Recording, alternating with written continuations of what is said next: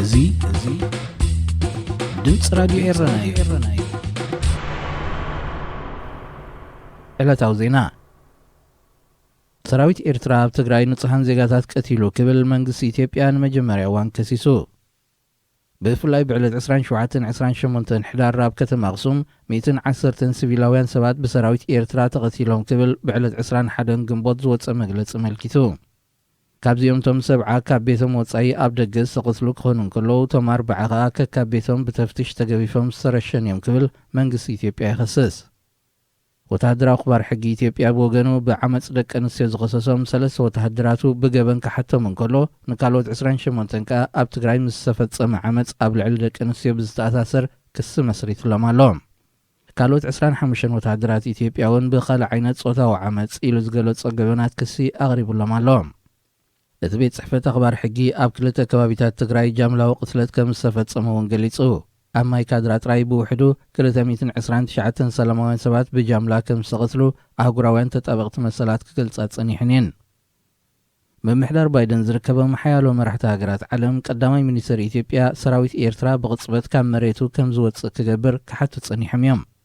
እንተኾነ እቲ ቀዳማይ ሚኒስትር ኣብ ትግራይ ዝካየድ ዘሎ ኩናት ከተሃዳድእ ቅሩብነት ብዘይምርኣዩ ኣብ ሓያሎ መሻርክቲ ኢትዮጵያ ዝኾኑ ሃገራት ዘይዕጋበት ፈጢሩ ከም ዘሎ ይግለጽ። ኣሜሪካ ክሳብ ናይ መገሻ ማዕቀብ ዝኸይድ ኣብ ልዕሊ ዝተወሰኑ ሰበስልጣናት ኢትዮጵያን ኤርትራን ክትገብር ተኽእሎታት ከም ዘለውን ዲፕሎማስያውያን ምንጭታት ይጠቕሱ። ኣሜሪካ ንስጉምቲ ዝንተወሲዳ ምስዛብ ቀርኒ ኣፍሪቃ ከም ቀንዲ መሻርክቲ ትርያ ኢትዮጵያ ዘለዋ ዝምድና ሓድሽ መልክዕ ከትሕዞ ምዃኑ እዩ ዝግለጽ። ኣባላት ሰራዊት ግብፂ ሓበራዊ ወተሃደራዊ ልምምድ ንምክያድ ናብ ሱዳን ኣትዮም። ወሃብ ቃል ሰራዊት ሱዳን ብዓርቢ 21 ግንቦት ኣብ ዝሃቦ መግለፂ እቲ ሓይሊ ኣየርን ኣጋር ሰራዊትን ዘጠቓለለ ሓበራዊ ወተሃደራዊ ልምምድ ኣብ ኣልዑበይድን መረወን ዝተባህሉ ከባቢታት ክካየድ ምዃኑ ገሊጹ። ዱርዓት መካይን ድሮ ኣብ ወደብ ሱዳን ተራጊፈን ከም ዘለዋ ዝሓበረት ወሃብ ቃል ወተሃደራዊ ልምምድ ባሕርያውን ክቕፅል ምዃኑ ፍሊጡ። እዚ ሓለውቲ ናይል ተሰሚ ዘሎ ሓበራዊ ወተሃደራዊ ልምምድ ግብፅን ሱዳንን ኣብ ልዕሊ ኢትዮጵያ ፀቕጢ ንምፍጣር ዝዓለመ እዩ ዝብል ክሲ ብወገን ሰበስልጣን ኢትዮጵያ ክስማዕ እንከሎ መራሕቲ ሱዳን ናይ ኣሉታ ምላሽ ይብሉ። ብኻልእ ወገን መንግስቲ ኢትዮጵያ ናብቲ ዘሳሕብ ከባቢታት ኣልፋሽጋ ሰራዊት ይጓርት ኣሎ ክብሉ ኣዘዚ ሰራዊት ሱዳን ከሲሶም።